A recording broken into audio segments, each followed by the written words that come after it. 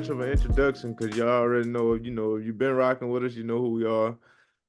So we've been out for like a week or two. A lot has taken place. So I think it would just be fitting if we just go straight into it, talk about the NFL first. A lot went on. What that was last Thursday? Yeah, I think it was a week ago. Last Thursday, the NFL draft kicked off. And you know, they had a little bit of commotion. Six quarterbacks were taken. One was actually a surprise pick.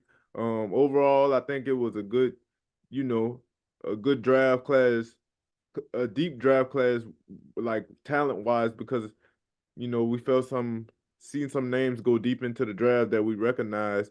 But other than that, what were kind of like your overall thoughts about how the draft went? I agree with what you said. I think the draft was very entertaining, especially because the number of quarterbacks that went in that first round is kind of you don't usually see it like that. I mean, you got to a point where we were in the 20s or like the late teens, and like we were just now starting to get to the skill positions. Like that's something that's unheard of. But I think it's because of some of the weakness of the upcoming class, so they felt like they needed to get a jump on their quarterbacks. But I was surprised when we got to, I believe, what was that, pick number 9, or when Atlanta took Michael Penix. I just Yeah. I was shocked by that because I mean, you look at their situation. I mean, you just brought in a quarterback uh, who you're gonna pay a lot of money to, and it's like you kind of put him in a situation where he's kind of just gonna be sitting down for a while. But we're gonna get to that in a second. I'm gonna talk about some of the other picks. As we thought, Caleb Williams went number 1. I'm cool with that. I feel like it's gonna be a good situation, especially if they put a lot of talent around him. I was happy to see Jaden Daniels go 2, so he's second best quarterback to the Commanders. But overall, like I said, I thought it was a good draft. Yeah, me too. Basically, the same hit on some of the same points I was thinking. But like going back to the Penix trade, they came back. The general manager came out and basically said like they did it, basically because they feel like they ain't gonna be picking, that high up in the draft in the coming years, because they signed Kirk Cousins to the deal, and they also said they were kind of like trying to follow the Green Bay model where they had Aaron Rodgers sit behind Brett Favre for a couple of years, and then they just recently did it again when they brought in Jordan Love to sit behind Aaron Rodgers. I just want to get kind of like I want to kind of hear what was your take on that, like how you feel about their method of going by. Like, you think it was a valid point, or like you still would have went somewhere else with it? Well, I think in this situation, you got to look at the caliber of quarterback. Like Penix was probably one of the most polished quarterbacks in the draft. If not, some might even say he was the most. He throws a beautiful football, and he. It's not like he has like one of those things where it's like, oh, like he take off and run a lot. Like no, he sits in the pocket and makes the right reads and stuff like that. So I mean, he had injury history, but other than that, like I thought he was a very formidable quarterback for a team to start their franchise with. I mean, if he fell to Minnesota, I think they would have took him and he would be starting it right away. So I think I don't disagree with the plan. I guess because I mean it has shown to work in Green Bay, but I don't know. I think you got a quarterback that's coming off of an injury. He's trying to prove himself, and the last thing he needs is some competition. Like that's fans like, oh, we need to put in Penix. Like I think that could be a bad situation. Yeah, exactly. That was kind of what I was thinking too. Like, at what point in the season does Kirk Cousins not look like Kirk Cousins coming off of this Achilles injury? The first thing fans are going to say, yeah, we got to go ahead and put in Michael Penix. And then the downside of it too about picking Michael Penix with the number 8 pick, you could have definitely spent that pick on getting better on the defensive side, filling those holes you got on defense. Because pretty much your offense is complete. You got Bijan Robinson in the backfield, Drake London, you signed Darnell Mooney. You know what I'm saying? You got pretty good weapons on the offensive side. So I would have used that pick to, get better on defense. But also, my thing is, okay, you pick Michael Penix with the number 8 pick. He's 24. Okay, you give Kirk Cousins a 4 year deal worth 100 mil. Yeah, Kirk Cousins only has 2 years of guaranteed money on that deal. So either Kirk Cousins is going to play that deal in for 2 years and only get that guaranteed money, or he could play the span of the whole deal, 4 years. Okay, you give him the span of the whole deal, 4 years. By the time you throw Michael Penix in the fire, he's already 28 years old. You know what I'm saying? So yeah, he's the most rated quarterback. So that's why I feel like he would have been good going somewhere else like the Raiders. Um, I think the Raiders would have been a great pick for him. I mean, a great spot for him just because of Devontae Adams. But okay, yeah, like I said, when you give him, Kirk Cousins plays out that deal, he's 28 by the time he even touches the field, or he's 26 by the time he even touches the field. That means you only keep Kirk Cousins for 2 years. I mean, I don't know. So it's kind of like dangerous water right there. What they did, I wouldn't have did it. Yeah, I feel like if that was your plan all along, like you didn't need to bring in Kirk Cousins. Like if you just was gonna take a quarterback, just go ahead and take one. Nobody was gonna stop you from doing it.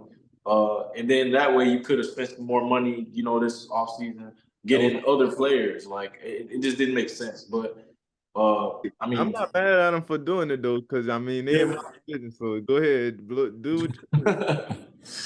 Yeah, I mean, but see, you might have to deal with him a little later on, so Yeah, we yeah, that yeah. might be a problem then. But Hopefully somebody trade for him, and like in 2 years they just see him sitting on the bench. I'm like, man, we need Mike Penny. He just sitting over there on the bench. Let him go get him. yeah, like if I'm Penix, like the GM and everybody talking about, well, if you got to sit down for 4 to 5 years, I'm like 4 to 5 years, that's crazy. Like he trying to get like a second contract. That's the most important thing for a quarterback, and he can't prove that sitting on the bench. So like, yeah, I wouldn't be happy if I was him.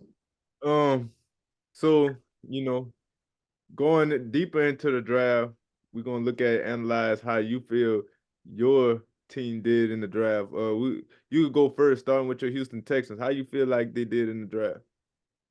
I was actually, I would give them a minus. I'll give him an A minus because I feel like we added things to our defense that we really needed. Well, our first pick, we didn't even have a pick in the first round, and our first pick of the draft was Kamari Lassiter.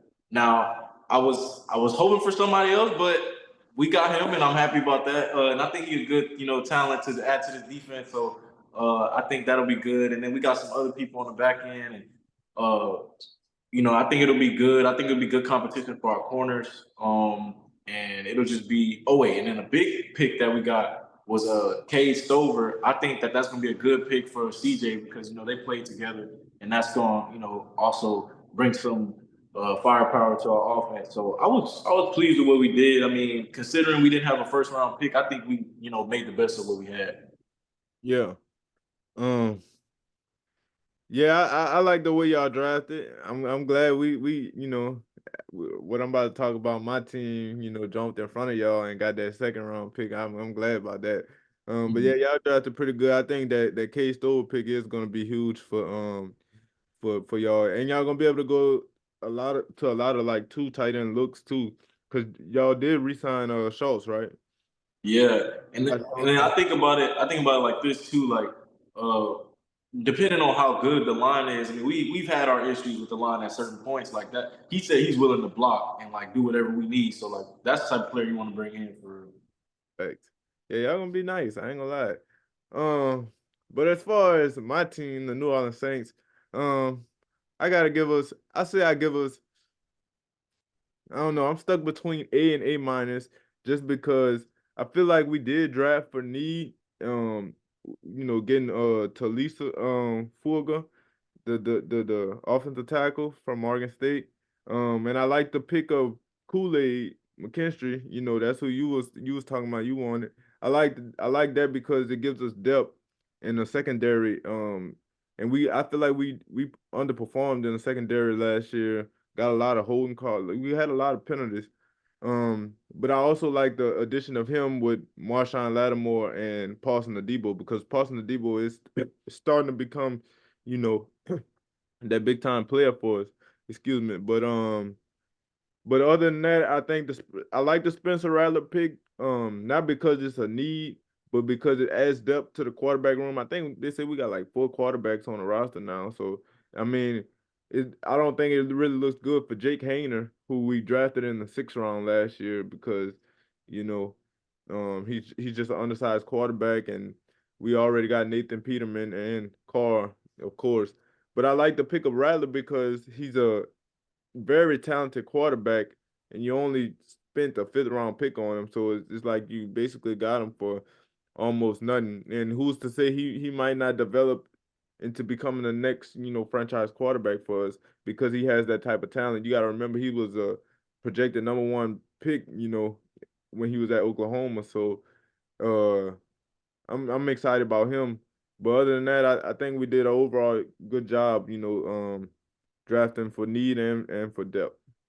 Yeah, I agree with you. I like y'all picks, all of them really. I feel like y'all got more talented and got players that like could come in and make an impact. I really like y'all drafting the right tackle because I feel like looking back at it, like there was definitely a need there for y'all. So I'm happy about that, and I think Spencer Rattler is going to be sleeper of the draft. We're talking about sleepers.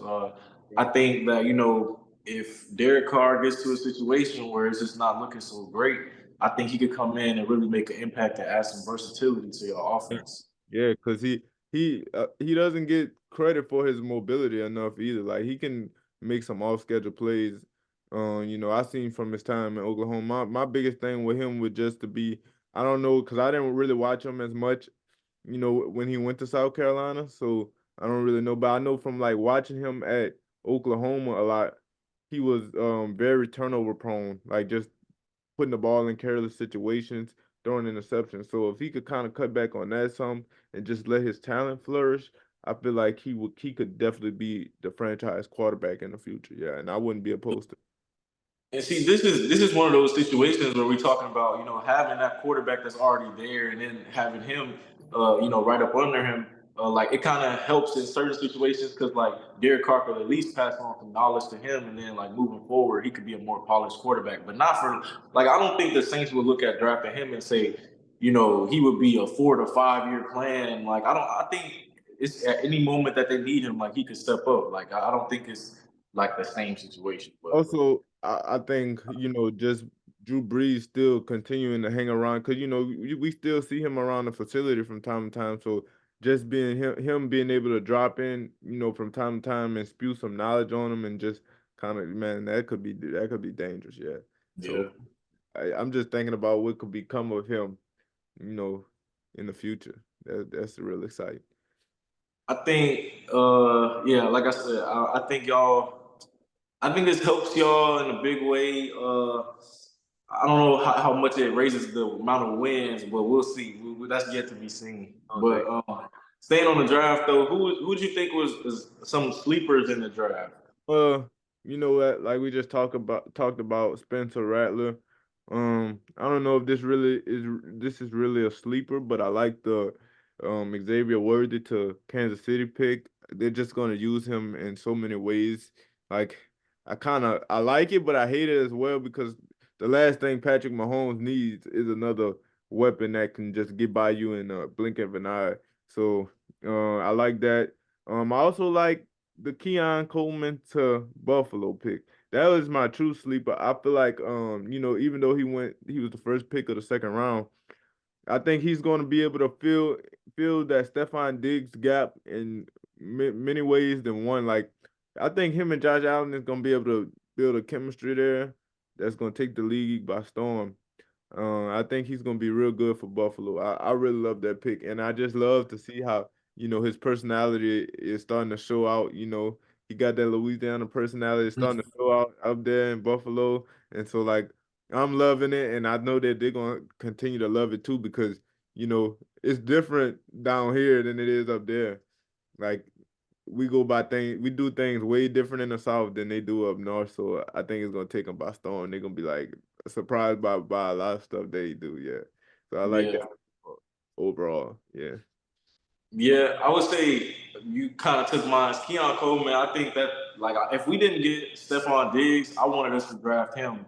Considering we would have needed another wide receiver, but uh, Yeah, I think he's gonna be doing good things, and I feel like coming off of you don't have Diggs anymore. You want another wide receiver that can carry that load. So I think that'll be good.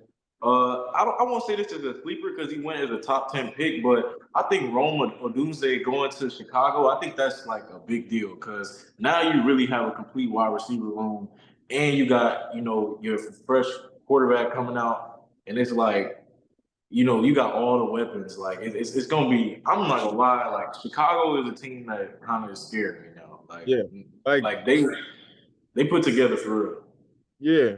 Like they're literally set up for Caleb to succeed. Like if he doesn't succeed, we're gonna have to have some talks about him, bro. Cause like they literally got surrounded him with all the weapons. You got an all pro receiver in Keenan Allen. You got a star wide receiver in DJ Moore. You get Roma Dunze, a top pick in the draft. Like that's really good.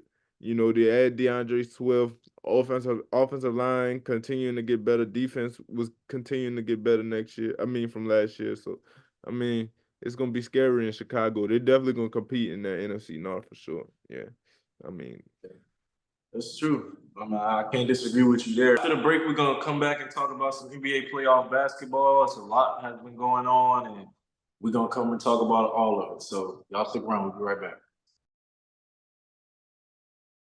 All right, y'all. Welcome to the World of Sports podcast. So the NBA playoffs is here, and we've seen some of these series play out, and it's been exciting to say the least, in my opinion. But that's just my opinion. What you think about it? yeah, I think the playoffs been exciting. We ain't had that many sweeps. I think it was what Minnesota swept Phoenix, and the Pelicans got swept by OKC. But other than that, it's been real exciting. I just think the playoffs um were exciting overall because you got to think about it, the Lakers too.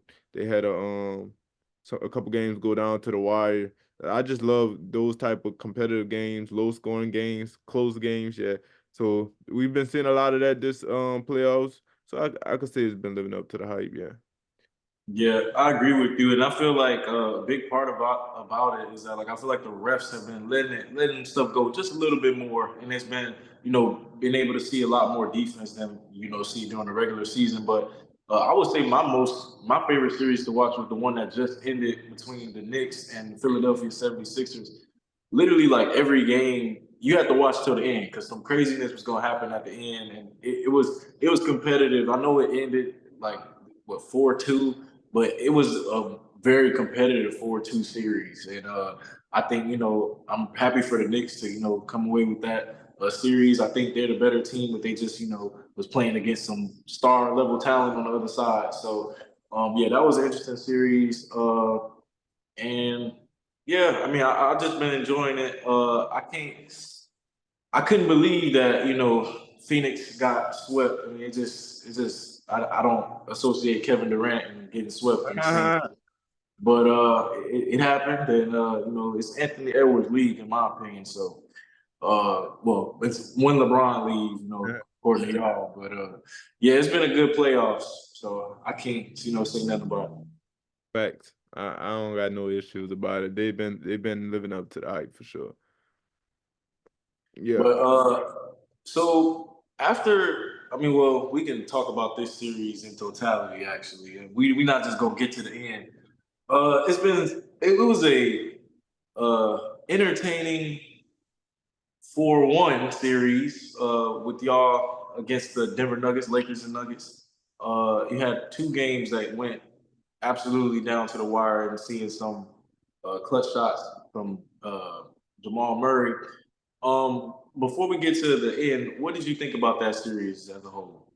Um, I honestly felt like that was a series. Like going into it, I honestly felt like we had a chance to win.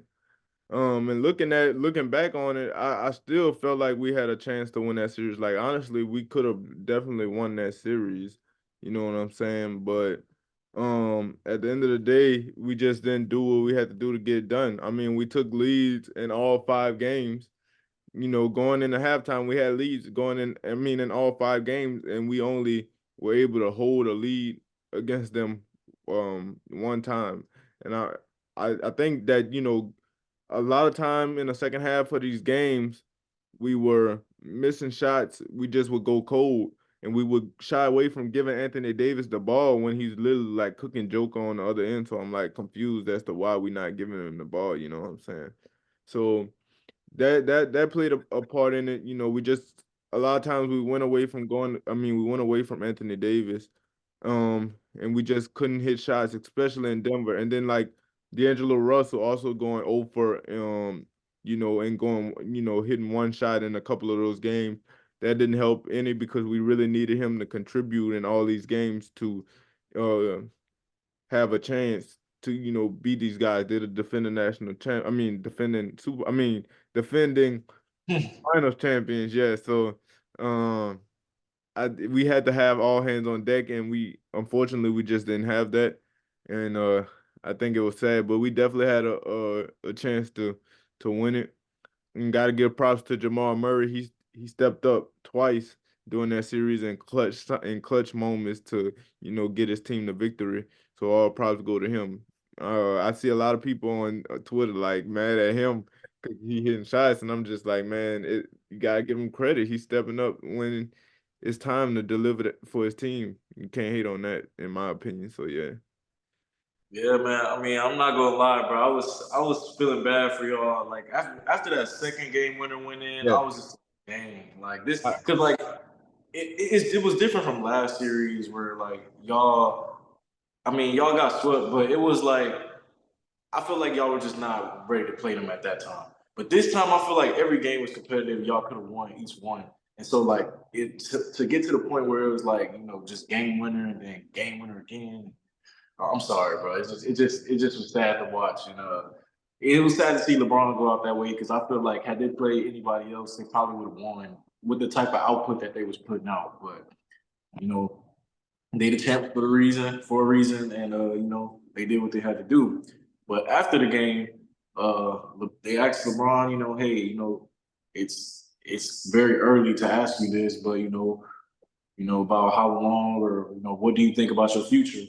And he didn't really answer that question the way people may have thought he would. What was your thoughts on that?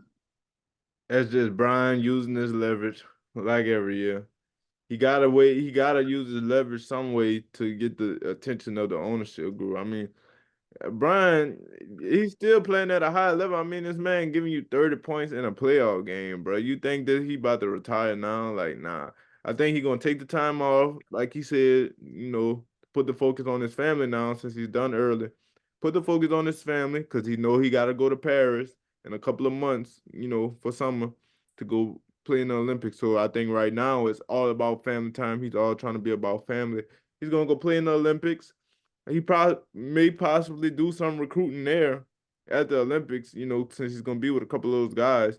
And uh and then when he I feel like when he comes back from the Olympics, he's gonna be ready to make his decision on what he's gonna do. But I feel like other than that, he's just using leverage to you know, get the attention of, you know, the front office to try and bring in some better pieces. And you know, they got a new coach coming in, so I don't think no new coach is gonna come in if LeBron James is gonna retire. They ain't gonna get no new, you know, no top-notch coach. So I don't see him retiring. I just think it's him using this leverage. Yeah, I agree with you. My only thing is, I mean, if do you think that if like maybe he doesn't retire, but do you think that he goes to maybe a different team, or do you think this is the only spot for him? I think he's gonna stay in LA, bro, because you gotta think about it. It's not like he is, you know, what, 27 going from Cleveland to Miami again. This dude, he's about to be dang near 40 years old. So I mean, you gotta look at it like he ain't trying to do all that moving around the country, you know what I'm saying? He's in LA. It's sunshine all the time. That's the big lights. That's where celebrities go. You know what I'm saying? So I think he's comfortable where he's at. I don't think he wants to leave the Lakers. I think the Lakers are going to be the last team he plays with. Now, whether Bronny decides to go into the draft and the Lakers have a chance to get him, now that's a whole nother thing because I think that can possibly happen. But as far as Brian going to another team and then possibly um teaming up with Bronny, I don't think that's That's a possibility. But my question to you is, do all right, say Bronny decides he wants to go into the draft and like teams, do you think teams will pass on him knowing that the Lakers want to pick him? Or like if a team wants like says, damn, I want, Bronny's there. I want him. Do you think they're gonna pass on him for the Lakers to get him, or you feel like they'll grab him at that moment? Well, I got two thoughts on that. I do think that it could possibly be a hindrance to his stock, the fact that LeBron wants to play with him so bad. Because like they know the Lakers gonna pick him, so or they know that he wants to go there. But at the same time, I feel like LeBron and Bronny cannot, be mad if a team is like, "Yo, I want Bronny James." I mean, the goal is to get drafted. So I mean, whether you want to go to LA or not, if you really want to go to the NBA, you don't get to pick both. If you were a top 10 pick, you go wherever the top picks were at. So I feel like you can't really judge a team for wanting to take Bronny. My question is just like, what team would that even be? Like I don't think he's ready, but I mean I'm gonna support him because he's trying to go for his dreams. But I just think if it's not the Lakers, it's not nobody. That's just my opinion. Yeah. I honestly don't even think he should come out this year. I think he should go back to school and find a school and kind of like play either 1 or 2 more years to kind of like develop, because I think it was a lot on him this year, trying to get back after the incident happened. And then on top of that, you're LeBron's son, so like you're dealing with a microscope 24/7. I just think it was a lot on him this year, especially with people, looking up his stats and like calling his stats, and not realizing that it's going to take time for him to get back to who he was before that, because of the he had a serious injury, bro. Like this is what I mean, a serious condition happened to him, and it's not like he just you know fell and scraped his knee and he's supposed to come back and drop, fall there every night. No, this was something serious. And I kind of think a lot of times that's where fans kind of like get it mixed up. Like these are still human beings at the end of the day. Why do you expect this dude to come out and like give you these superhuman numbers when he just, went through a serious cardiac arrest on. I think it's stupid when fans do Yeah. that. It really makes me mad. Yeah. I also have to say this, like, I don't want to preface my statement, like, I wasn't saying that I think like Bronny James not gonna be good. I'm just saying like, because I think if he goes to a team, I think he can improve being around those NBA players and even being around his dad if he goes to the Lakers. But I just think why not take another year, perfect your craft. Like people play in college, some people go for all 4 years. Like you're not sweating for money, like just go ahead, perfect your game, and then go to the league instead of trying to rush it. I know LeBron wants to play with him, and that could be possibly why he's trying to get it done so fast. But at the end of the day, it's still your life. I mean, I get it, it's your dad, but this is your life too. So you Right. gotta pick what's best for you. Yeah, I definitely think he would benefit from some more college. Yeah. But we know who not coming to back to the Lakers. It's breaking news today that Darvin Ham has been fired from Los Angeles Lakers. Yet another coach in and out. What do you think about that? It's just they're just confirming what we already knew was gonna happen, basically. I mean, what else you gonna do? You can't really. I mean, you ain't gonna trade Brian. You ain't gonna get rid of AD. Yeah, I mean, it's not much else that they can do besides get rid of Darvin Ham. It's kind of like the Suns situation, even though I think the Suns are in way worse position than we are, because I think we can kind of maneuver and hopefully add some pieces. I think we need a lot of two-way players, especially at the guard position. I think that's what we were missing the most. I think we can kind of accomplish that. But the Darvin Ham dismissal, they just confirming what we already knew. It's wild, man. It's wild. Yeah. As much as I'm an advocate for coaches, like I'm the type of person that's like, yo, I don't like when coaches get fired after bad seasons because most of the time, like it be the players that really be the ones that's selling this situation. But I gotta respect, Darvin Ham because he said, hey man. what do you want me to do? You know, you got players out there that's thinking of wetting the bed every game for the past 10 games, and I'm over here. I'm just a coach, like, and I understand because like he not out there playing a game. Like they want to blame the coaches all the time. Like it ain't his fault. So I said, if you're gonna be on your way out, you might as well crash out because you might as well. Like you got nothing to lose. They're gonna kick you out anyway. And that's the thing I don't like about like coaches that go to the Lakers. There's so much pressure on them that as soon as they don't win nothing, even if the situation is not in a best position for them to win, they still gonna be blamed and they still gonna get fired. Like Charles Barkley was talking about it on Inside the NBA. You literally, this team is not even constructed that well, in my opinion, to win a championship. So you should be looking at the GM and not the coach. But I mean, that's like people say that's like frowned upon. Like you just look at the coach and it instantly want to fire the coach. Like I don't like that. So, but I will say Darvin Ham was making some boneheaded mistakes Yeah. because Not in calling. that in that last game, there's no way you should have reviewed that play knowing that was gonna be your last time out. Like certain things, it's just like a coach just knows before. Like I think he's a very reactive coach instead of like forward thinking. And I think maybe they Well, could bring somebody in, but let I don't me ask know. you this: you don't feel like the pressure of Brian, we seen Brian get very upset at the coaching staff when they didn't challenge that call. You don't feel like he felt a little bit of pressure, like they had to challenge the call. I mean, it was a good call, but at the same time, he should have understood that, this is my last time out. I'm not getting this back no matter whether we win or lose, we win this challenge or lose this challenge. But then at the same time, I guess he was thinking about it like this: if we don't challenge this, then we putting this dude on the line to increase the lead. I don't know. I'm It's a good situation. I'm not gonna lie, I was disappointed in LeBron James and Anthony Davis, man. Y'all, they threw this man under the bus. You literally got AD going after the game talking about, man, it's times during the game like we don't know what we doing. Like then LeBron literally like having a fit on the court. Like, what you think the front office gonna say? They're gonna say this man clearly don't have control of his team, so we gotta fire him. And I think I Well, seen he did. some. I don't think he did, honestly, bro. I feel like the players he lost the locker room, because of the Yeah, he was making on the court. Yeah, I mean, and then I seen something on Gilbert Arenas podcast. Somebody was saying that this is all a part of the plan, and to get JJ Redick to coach the Lakers. How you feel about that? You don't want that to happen? I don't want JJ Redick, man. We need a proven coach. We need a championship coach.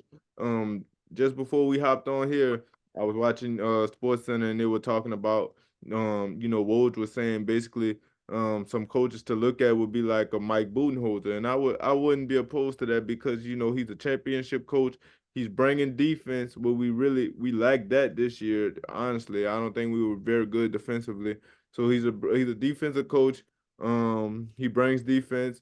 He's a championship coach. He knows how to win. When he was with the Bucks, they won 50 games pretty much every season. So I'm gonna go ahead and I would like a addition of Mike Budenholzer, but I don't want a JJ Redick because JJ Redick is a new coach. He hasn't really been on an NBA sideline or handled an NBA locker room as a coach. So I think we just need a more proven voice in the locker room. Because I mean, basically that's what we just got done with Darvin Ham. Darvin Ham wasn't a NBA coach before that. I mean, yeah, he's been on the bench, but like he hadn't really been in game situations, like talking about um he hadn't really been in game situations, and that kind of showed with the way he handled some of these situations. My only pushback to the Mike Budenholzer um hiring would be that Darvin Ham was his assistant before he became the Lakers head coach. So it kind of be basically just repeating the same cycle again, almost because they come from the same tree. But other than that, I wouldn't be opposed to it. Time five favorite segment of the show, the Black Spotlight. As per usual, I'll go ahead and start it off. My Black Spotlight this week is gonna be Michael Jordan. For reasons, because he just can't stop winning. He won the NASCAR race. I think he was the owner of the car that won it. I think it was the number 45 car, with the Jordan logo on the side. And I just think that he just can't stop winning, 6-0 in the NBA, as far as NBA championships, and it's just like, what can this dude not do? I mean, he's just finding ways to win on and off the court. His brand is still thriving, still see people wearing Jordan with jeans these days. It's become like a lifestyle shoe rather than a basketball shoe. So it's just crazy to see what he's done for the culture, and he just keeps on winning. So that's my black spotlight for this week, Michael Jordan, MJ. Yeah, I mean, you can't even really hate on Michael Jordan.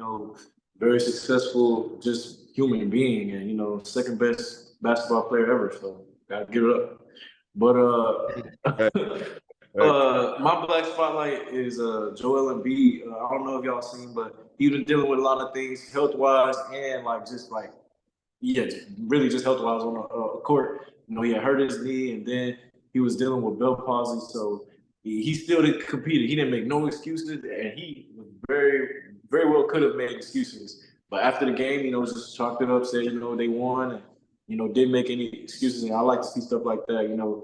People fighting through stuff because like I always say, never know what people are battling, but he still came out there and hooped and competed. So even though they lost, I think it still was a strong showing from him. And he like even I didn't even mention like he had a migraine in like the game. What was that? Game 5. Like he just was going through it. So yeah, I gotta give it up to him. But yeah, that's my black spotlight for the week.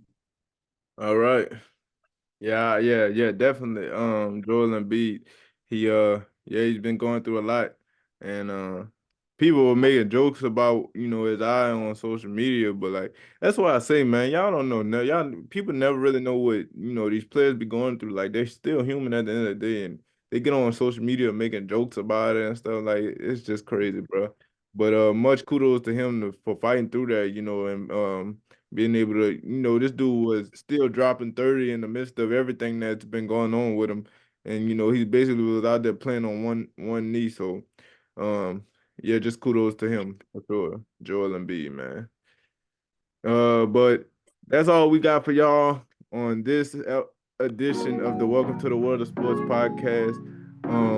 Continue to like and subscribe. We appreciate all the love. And until next time, we'll see y'all later. Just one of the good guys trying to find his way up. Free from the nonsense, never really play much. Just trying to find his way, ain't no need to say much.